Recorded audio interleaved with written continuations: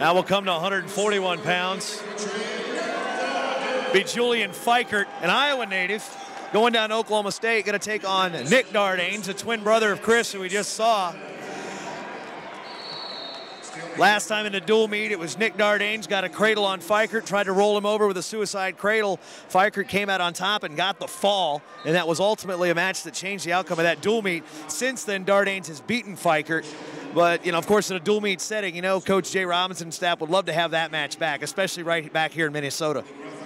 Yeah, I think it's wouldn't expect anything like that here today. But the thing about this match is that Dardanes, in this case Nick, has been very much on the attack all the way through. He had rolled up about 3 or 4 takedowns against Mark Ballweg, who had beat him earlier early in the day, so he's riding a day's worth of momentum. Good solid wrestling, bringing his hips to the party on that single leg finish. Hits the 2. 2:06 to go. Dardanes strikes first with a 2-point takedown, coming in 22-6 on the year. Fikert 17-15. Obviously, Fikert thrown into action as the Cowboys are redshirting Josh Kindig, a national qualifier at this weight class. Out of Keokuk, Iowa. That's down the that's what the southeast corner, yeah. Little corner of the state, right along the Mississippi River. I believe our man Sean Williamson coaches down there at Keokuk. So halfway through the first, a 2-0 lead for Dardanes. Crawling toward the edge, drops down to the ankle with the tight waist, switches arms.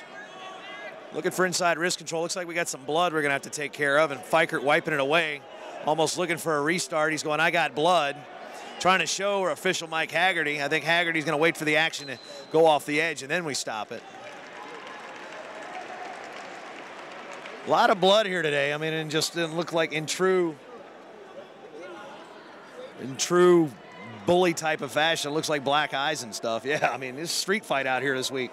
Well, I mean, that's part of the way the match is wrestled here. You allowed to block with the head, quite a bit, and the rules don't allow you will allow you to go ahead and do that. So you see guys lowering their elevation, sometimes taking the blows with the top of their head, and a lot of times taking it with their face. So they're using their head-hands defense, so to speak, as part of the equation here in college Maybe not wrestling. The way to do the head-hands defense, but, yeah.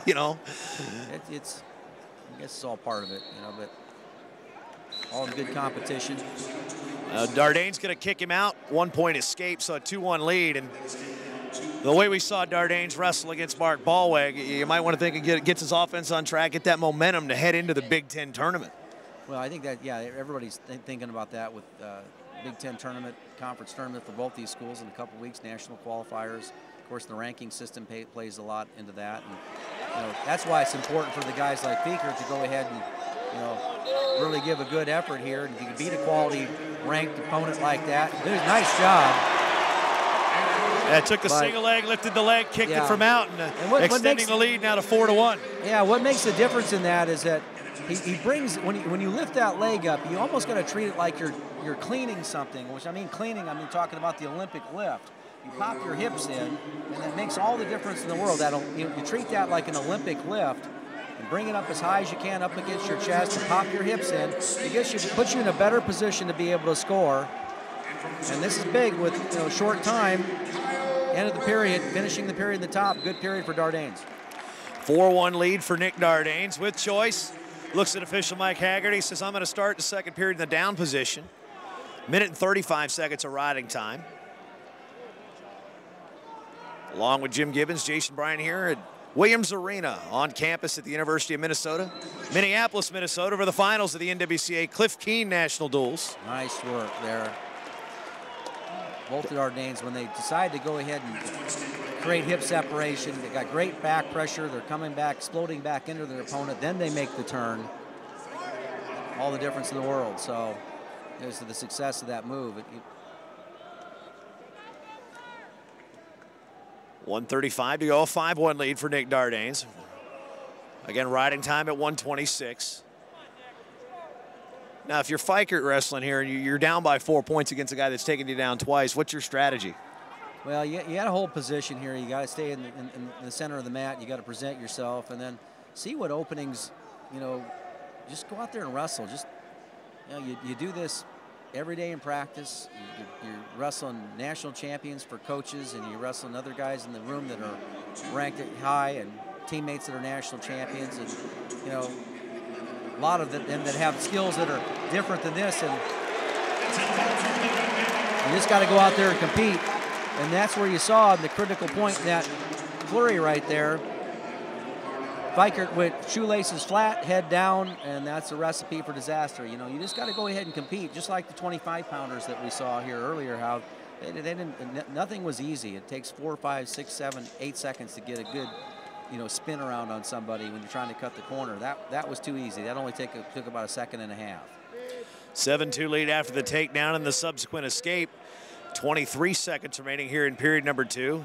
Another low-level attack by Dardanes. And I'll go back and temper that a little bit. You know, Fikert is a guy that, you know, he's pretty much walked onto this program, and you know, he's probably not on a lot of aid here. He's out there trying to do his best to contribute to the team, and going to get warned for stalling here. But those are the growth pattern that you have to go through and learn something about yourself in the process, and go out there and compete.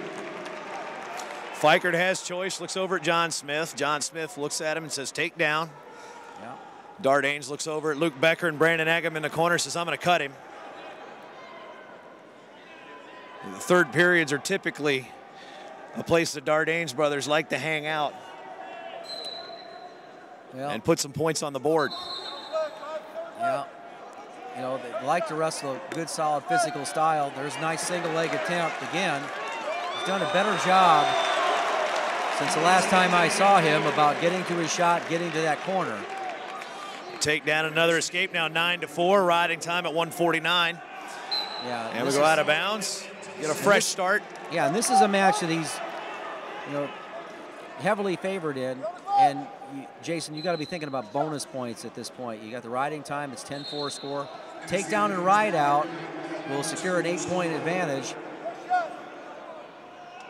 Here's the point in the match where you're really thinking about. Oh, nice double leg. Straight on double. 2 more for Dardanes. And Coach Jay Robinson told his team after the match with Iowa when they lost in criteria here a month ago, 1 extra point per match, they win the dual meet. Oh, yeah. And in situations where wrestling Northwestern, wrestling other teams in the Big Ten, they're just missing out on major decisions by 1 point here and there, and it's beyond the riding time. So I think it looks like the Dardanes brothers have taken that to heart.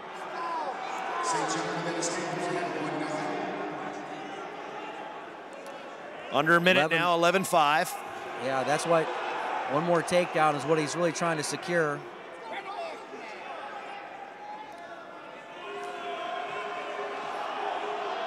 Well, Fikert can't afford another stall warning either. That would just defeat the purpose. His riding time is locked up at this point. Yeah, back in on that single leg. Now watch him pop his hips in and get to a lifting position, okay? He's got his backhand on the mat. He limped it out that time. 2 more now, 13-5 with under 30 to go. Working on bonus points is Nick Dardanes with the Gophers holding a 6-0 team score lead. Victories by David Thorne and Chris Dardanes have set the tone. Coming up on short time, 10 seconds. Minnesota fans coming to their feet in appreciation for a strong workmanlike major decision victory here at 141 for Nick Dardanes.